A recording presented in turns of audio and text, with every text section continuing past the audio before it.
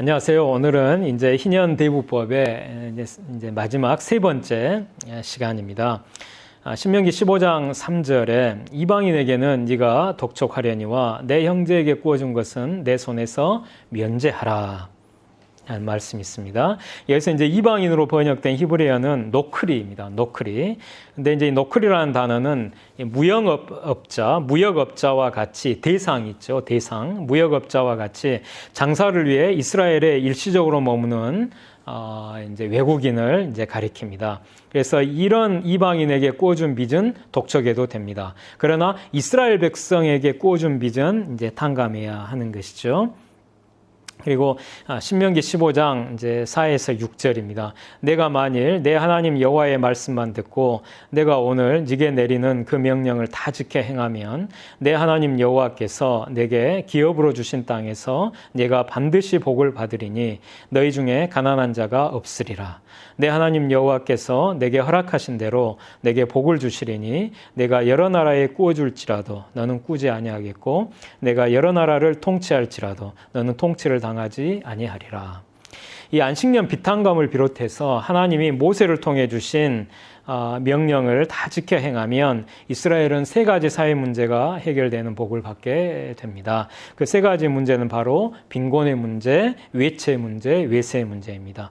그러니까 여기서 이제 너희 중에 가난한 자가 없으리라 이 말씀은 이제 빈곤 문제가 해결된다는 뜻이죠. 그리고 네가 여러 나라에 구워줄지라도 너는 꾸지 아니하리라. 이것은 이제 외채 문제가 해결된다는 뜻이죠. 그리고 내가 여러 나라를 통치할지라도 너는 통치를 당하지 아니하리라. 이것은 외세 문제가 해결된다는 뜻입니다. 이 빈곤, 외채, 외세 이 세 가지는 현재 한국도 우리나라도 안고 있는 중요한 문제죠. 구약 이스라엘처럼 우리나라도 안식년 비탕감을 비롯한 희년 원리를 실천하면 빈곤의 문제, 외채 문제, 외세 문제가 해결될 것입니다. 그리고 이제 신명기 15장 7에서 10절 말씀입니다. 내 하나님 여호와께서 내게 주신 땅 어느 성읍에서든지 가난한 형제가 너와 함께 거주하거든 그 가난한 형제에게 내 마음을 완악하게 하지 말며 내 손을 움켜쥐지 말고 반드시 내 손을 그에게 펴서 그에게 필요한 대로 쓸 것을 넉넉히 구워주라. 삼가 너는 마음에 악한 생각을 품지 말라. 곧 이르기를 일곱째 해 면제년이 가까이 왔다 하고 내 궁핍한 형제를 악한 눈으로 바라보며 아무것도 주지 아니하면 그가 너를 여호와께 호소하리니 그것이 네게 죄가 되리라. 너는 반드시 그에게 줄 것이요 줄 때에는 아끼는 마음을 품지 말 것이니라. 이로 말미암아 내 하나님 여호와께서 네가 하는 모든 일과 내 손이 닿는 모든 일에 네게 복을 주시리라. 아멘. 이 말씀의 배경은 제7년 안식년이 가까운 어느 날 이스라엘 백성 가운데 이제 가난한 사람이 궁핍하게 돼서 그러니까 돈이나 양식이 떨어진 겁니다. 그래서 돈이나 양식을 부자에게 꾸러 왔을 때 그 상황입니다. 이 경우 어떻게 해야 합니까? 만약 가난한 사람에게 돈이나 양식을 구워주면 곧 머지않아 안식년이 오면 그 모든 빚을 탕감해 줘야 합니다. 그래서 물질적 손해를 보지 않기 위해서 이 부자가 아예 가난한 사람에게 구워주지 않으려고 할 수 있습니다. 우리 시대의 사고방식에서는 충분히 이해할 수 있는 일이죠. 그런데 하나님은 모세를 통해서 아주 놀라운 말씀을 하십니다. 하나님은 일방적으로 가난한 사람의 입장에서 경고를 하십니다. 가난한 형제에게 내 마음을 완악하게 하지 말고 그에게 필요한 대로 쓸 것을 넉넉히 구워주라고 명령하십니다. 마음에 악한 생각을 품지 말라고 말씀하시고 내 궁핍한 형제를 악한 눈으로 바라보며 아무것도 주지 아니하면 그가 너를 여호와께 호소하리니 그것이 네게 죄가 되리라라고 경고하십니다. 이처럼 안식년 비탕감을 회피하기 위해 아예 빈민대부를 그러니까 가난한 사람에게 구워주는 이 빈민대부를 거부하는 것은 완악한 마음, 악한 생각, 악한 눈, 죄라는 것입니다. 이 본문에서 죄와 악은 바로 가난한 이웃에게 안식년 비탕감을 회피하기 위해 아예 구워주지 않는 것입니다. 이것이 이제 죄와 악이라는 것이죠. 우리는 죄와 악을 생각할 때 흔히 하나님과의 관계만 주목하고 이웃과의 관계는 간과하기 쉬운데 죄와 악에는 분명히 이웃을 어떻게 대하느냐 하는 사회적 차원이 있는 것입니다. 특히 하나님은 가난한 사람을 자신과 동일시하심으로 가난한 이웃과의 관계에서 저지르는 죄와 악은 바로 하나님과의 관계에서 범하는 죄와 악이 됩니다. 그리고 하나님은 모세를 통해 가난한 사람에게 구워줄 때의 자세를 3가지로 말씀하십니다. 반드시 구워줘라, 넉넉히 구워줘라, 아끼는 마음을 품지 말고 구워줘라. 고 명하십니다. 그 빈민대부의 자세는, 가난한 사람에게 구워줄 때의 자세는 반드시 넉넉히 아끼는 마음을 품지 말고입니다. 이와 같은 성경의 기술은 하나님의 마음과 눈이 가난한 사람의 절박한 사정에 주목하고 있다는 점을 나타냅니다. 어떤 사람은 가난한 사람의 도덕적 해이, 모랄 해저드라고 하죠. 이 도덕적 해이 문제를 내세워서 가난한 사람에게 구워준 빚을 절대 탕감해주면 안 된다고 주장합니다. 물론 성경도 빚을 꾸고 나서 그 빚을 갚을 수 있는 형편인데도 안식년이 올 때까지 갚지 않고 버티면서 떼어먹는 자는 악인이라고 분명히 비판합니다. 이게 이제 시편 37편 21절에 악인은 꾸고 갚지 아니하나 의인은 은혜를 베풀고 주는도다라는 말씀이 있어요. 악인은 꾸고 갚지 아니하나. 그러니까 악인은 꾸어가요. 그리고 그걸 충분히 갚을 수 있는데도 안 갚고 안식년이 올 때까지 버텨가지고 그 빚을 탕감을 받으려고 합니다. 그러나 반대로 의인은 은혜를 베풀고 준다는 것입니다. 이 가난한 사람이 이걸 갚지 못하면 이렇게 자기가 물질적 손해를 보리라는 걸 알면서도 그는 은혜를 베풀고 꾸어줍니다. 꾸어주고 그것을 이 사람이 갚지 못하면 안식년에 그 빚을 탕감해 줍니다. 꾸어주고 탕감해 주는 것, 이것이 이퀄 주는 것과 같은 것이죠. 꾸어주고 탕감해 주면 이게 주는 것이죠. 이게 주는 것과 같은 겁니다. 그래서 악인은 꾸고 갚지 아니하나 의인은 은혜를 베풀고 주는도다. 이게 악인과 의인이 이렇게 대조되고 있는 것입니다. 이처럼 성경도 악인들이 안식년 비탕감 제도를 악용하는 것과 같은 이런 채무자의 도덕적 해이 문제를 간과하지 않습니다. 그러나 성경이 그 문제보다 훨씬 더 중시하는 것은 바로 빚을 꾸지 않고는 견디기 힘든 이 가난한 사람의 절박한 사정이고 또 꾸어간 빚을 갚으려고 해도 도저히 갚을 수 없는 궁핍한 형편 가운데 채권자로부터 빚독촉에 지속적으로 시달려야 하는 가난한 사람의 괴로운 마음인 것입니다. 그래서 하나님은 안식년 비탕감 제도를 악인들이 악용할 가능성이 있음에도 불구하고 가난한 사람들을 위해 제정하신 것입니다.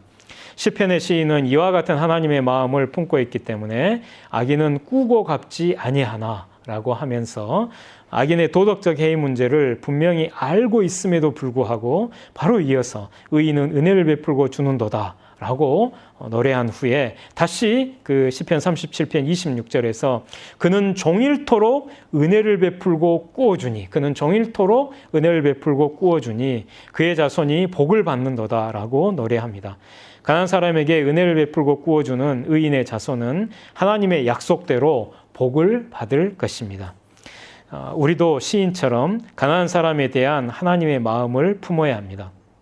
그래서 빚을 꾸지 않고는 견디기 힘든 가난한 사람의 절박한 사정을 주목해서 빚을 꾸어주고 또 꾸어간 빚을 갚으려고 해도 도저히 갚을 수 없는 궁핍한 형편 가운데 채권자로부터 빚독촉에 지속적으로 시달려야 하는 가난한 사람의 괴로운 마음을 헤아려서 꾸어준 빚을 탕감할 수 있어야 합니다. 여기서 이제 한 가지 중요한 것은 가족의 수술비나 대학 등록금이나 생계비 같이 이제 급히 필요하지만 그 돈을 빌릴 수 없어서 곤란에 처한 가난한 사람에 대해 일정 기간 후에도 꾸어간 사람이 도저히 갚을 수 없을 경우에는 그 빚을 탕감을 해야 한다고 각오하고 자기 재정 지출의 한계 안에서 돌려받지 않아도 괜찮은 금액을 꾸어주어야 한다는 것입니다. 그러니까 자기 재정 지출의 한계 안에서 이제 탕감해 줄 것을 각오하고 돌려받지 않아도 괜찮은 금액을 이제 꾸어줘야 한다는 사실이에요. 타인의 사업 자금을 마련해주기 위해서 자기가 사는 집을 담보 잡히거나 해서 거액을 꾸어주는 것은 결코 해서는 안 됩니다. 가난한 사람의 긴급한 생계 자금을 위해 돌려받지 않고 탕감해 주어도 괜찮은 금액을 꾸어주는 것입니다. 그리고 보증을 서는 것은 성경이 금하므로 보증은 절대 서지 말아야 합니다. 그리고 신명기 15장 11절입니다. 땅에는 언제든지 가난한 자가 그치지 아니하겠으므로 내가 네게 명령하여 이르노니 너는 반드시 내 땅 안에 내 형제 중 곤란한 자와 궁핍한 자에게 내 손을 펼지니라. 여기서 이제 땅에는 언제든지 가난한 자가 그치지 아니하겠으므로 라는 말씀은 얼핏 보면 그 앞에 신명기 15장 4절에 너희 중에 가난한 자가 없으리라 라는 말씀과 모순되는 것처럼 보여요. 그러니까 4절에서는 너희 중에 가난한 자가 없으리라 이렇게 말씀하시고, 그리고 이제 여기 11절에서는 땅에는 언제든지 가난한 자가 그치지 아니하겠으므로, 그래서 이 두 말씀이 서로 모순되는 게 아니냐 이렇게 이제 오해할 수 있습니다. 그러나 이 두 말씀은 서로 모순되지 않습니다.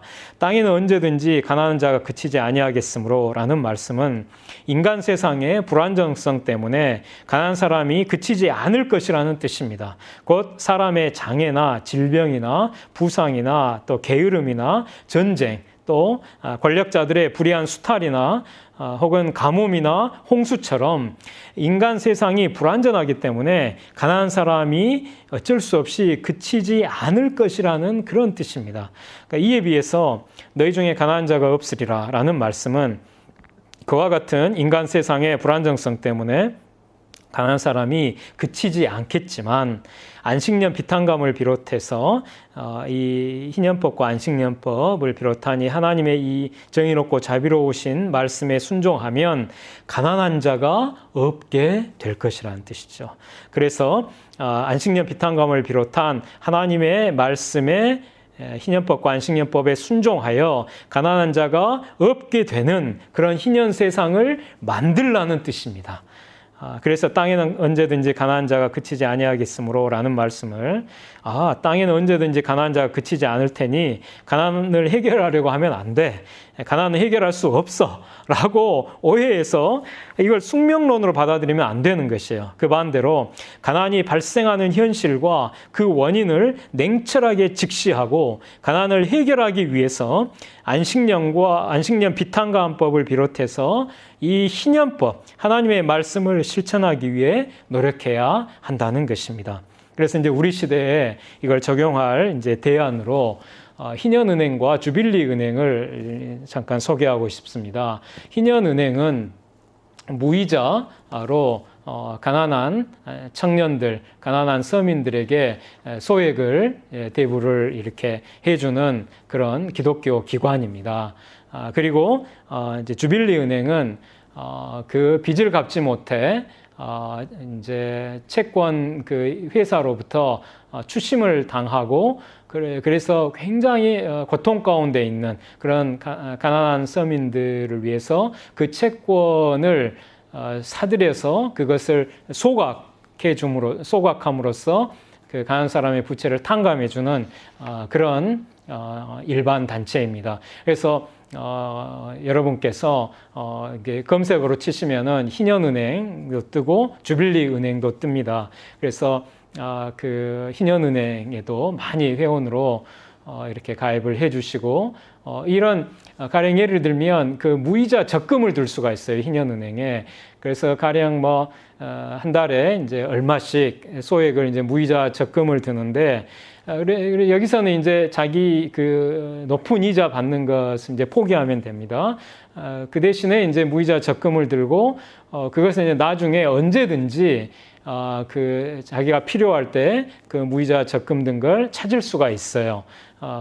그리고 이제 그 무이자 적금을 들면 그런 돈들은 이제 많은 그리스도인들이 이렇게 적금을 들게 되면 그것을 이제 가지고 많은 청년들, 많은 서민들에게 무이자로 희년은행이 이제 대부를 할 수가 있겠죠.